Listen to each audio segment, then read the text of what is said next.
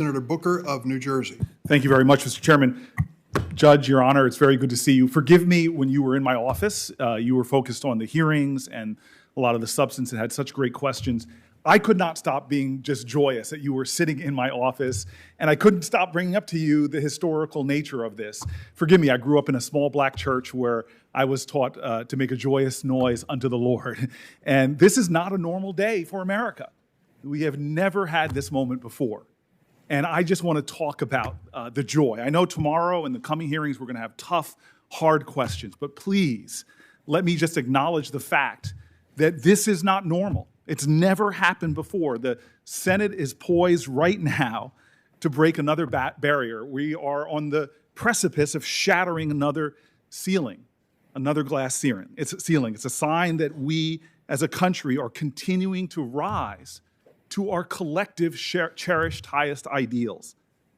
I just feel this sense of overwhelming joy as I see you sitting there, as I see your family sitting behind you. You know, the greatness of America is that these imperfect geniuses at our founding founded a nation different than any before in human history.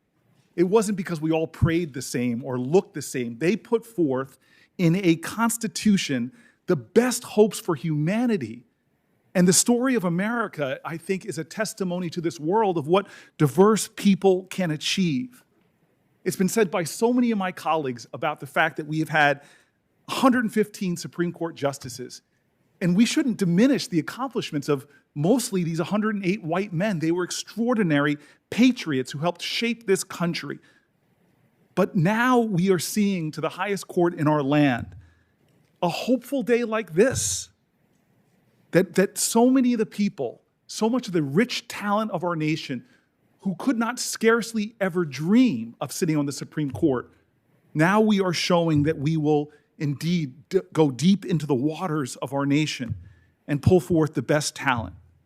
Extraordinary legal talent comes from all backgrounds. I know that in our nation, for the 200 plus years of our history, there have been extraordinarily talented black people, men and women, Muslim men and women from the founding of our nation. We've seen extraordinary indigenous men and women, all who probably could have added to the greatness of our courts, but they were denied that opportunity. I believe we say these words, justice for all, but there are many of people who feel those words have been diminished by the lack of representation, the lack of avenues for talented people to ascend to our courts. But fortunately, thanks to the sacrifices of all Americans, people on both sides of the political aisle, we have begun to see more and more diverse Americans slowly get on to our federal courts. My family celebrated that. I was born in 1969, the year that President Johnson nominated Thurgood Marshall, the first African American to serve on the Supreme Court. It shook the wonderful foundations of our nations, and he became a symbol to all of us, black and white, of what a Supreme Court justice can be. And then Ronald Reagan, 1981, roughly 200 plus years since the founding of our nation, put Justice Sandra Day O'Connor. That was not a normal moment. It was a moment to rejoice. And now we've seen President Obama put Justice Sonia Sotomayor, the first Hispanic, on the court.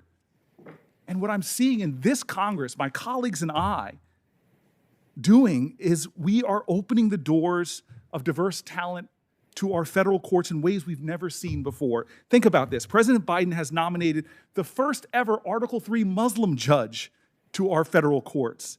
He nominated the first openly LGBTQ woman to serve on our federal courts. He nominated Native American and Asian American candidates who have appeared before this committee, incredibly talented individuals worthy of their positions, now act in roles to the benefit of our whole nation. They herald the truth of who we are as a country, an inclusive, multicultural nation that shows the world the promise of a true democracy. In all, over 2/3 of the confirmed judges under the Biden administration have come from groups who historically have not been represented on our federal courts.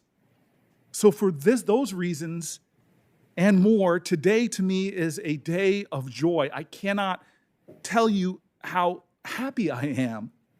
Today we should rejoice.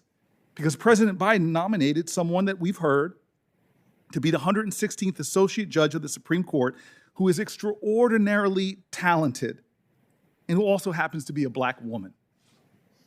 Something we've never seen before. Judge Jackson's nomination breaks an artificially confining mold of our past and opens up a more promising, potential-filled future for us all as Americans. It signals that this nation will draw more deeply from all of our talent and genius that will benefit all Americans. This is the America that most of our families speak of from all our diverse backgrounds, an America where anybody can achieve anything, not because of the color of their skin, but because of the content of their character. And God, I can't wait for America to find out more about your character. When the next generation behind us looks at the highest courts in the land, this ideal will be made more real in even just the faces of the nine. You bring this wealth of experience that's exciting to me. You've seen so many parts of our legal system. But I just want to talk about your role as a public defender, because that too is unprecedented. I have a friend that just was at the prayer breakfast here in Congress, Brian Stevenson. He has this saying, he says, we have a justice system that treats you better if you're rich and guilty than if you're poor and innocent. I'm not sure if most Americans know that 80% of those who go before our nation's criminal courts can't afford an attorney. To this end, a public defender should be looked at as one of the most honorable roles within our judicial system, and yet we have never had a public defender or anyone who served as a public defender on our highest court. And it, unfortunately, is very lacking amongst all federal judges. You wrote, Judge, that the role of the public defender made you a better judge. You said it gave you a chance to, quote, help people in need and to promote core constitutional values. Well, the Sixth Amendment right to the assistance of counsel is guaranteed regardless of wealth and despite the nature of the accusations. I honor that more than you know as someone who started in legal clinics at Yale. I had my empathy expanded. I had my understanding of the struggles of my fellow Americans in ways that shaped my entire professional career. I love the fact that you have been a bridge builder in so many ways. You have the support of Republican-appointed judges and Democratic-appointed judges. Heck, you were confirmed by the Senate in a bipartisan manner 3 times. I love the fact that you have the support of civil rights lawyers and our largest police organizations like the FOP. It is a testimony to what this nation needs more of. People that will find ways not to accentuate the lines that divide, but try to find more ties that bind us together. Let me go one note more personal. Back to you sitting in my office. I can't tell you how before our meeting, how many people reached out to me with very emotional moments. You know, my mom's deltas. I heard from many Lynx sisters. I cannot tell you what it meant to me. So when you came to my office, rarely, I was a little kind of nervous even. And then you started talking about your family and your parents. I want to tell your parents, you and I have something in common. We're both around the same age. Both of our parents graduated from HBCUs. My dad, Mr. Brown, Dr. Brown, is also an Eagle. He went to North Carolina Central just like you. And they came to D.C. My mom worked in the D.C. public schools, Mr. Brown, just like you. And your story, the more you talked, Americans from all backgrounds know what it is to be underestimated and looked down upon when they told you were too ambitious for wanting to go to Harvard. You were a mom that faced career challenges at your private law firm. How many women can relate to that?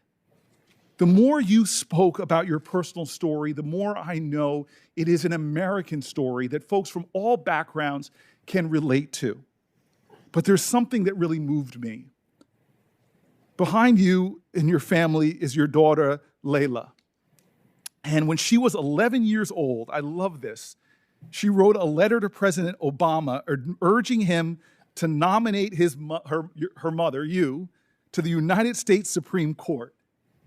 Wow. And in that letter, her recommendation put forward that you, Judge Jackson, would be, quote, a great Supreme Court justice. I suspect after these proceedings, and please God, after your confirmation of the Supreme Court, something new will happen in America. That letter from your daughter will not be exceptional. Generations of little young girls and generations of little young boys, no matter who their parents are, will have the audacity to write the President of the United States, whether they're daughters of white parents or black parents or biracial parents or Muslim and Jewish parents, Sikh or Hindu parents. We're going to see a new generation of children talking about their mamas and daring to write to the President of the United States of America that my mom should be on the Supreme Court. Well, I want to tell your daughter right now that dream of hers is so close to being a reality, some tough days ahead, but I think it can happen. And your grandparents' generation, literally this week back in 1965, when my parents were in Washington, D.C., and that week, there was a man named Martin Luther King who began on this day a march from Selma to Montgomery. And when he finally made it on the 25th of March, he talked to people who were losing faith in America that we can be who we say we are. And he says, for those folks, how long will we have to wait? Not long, because the arc of the moral universe is long and it bends towards justice. Well, today, America is witnessing the literal bending of the arc and the conducting of one of the most sacred ideals of this country, justice for all. I think more people at the end of these hearings and after a Senate vote, more people will believe that we can be the nation we say we are when we put our hand on our heart. Indeed, I think you and your family are giving a lot more people faith that we will achieve a nation of liberty and justice for all. Thank you. Thank you, Senator Booker.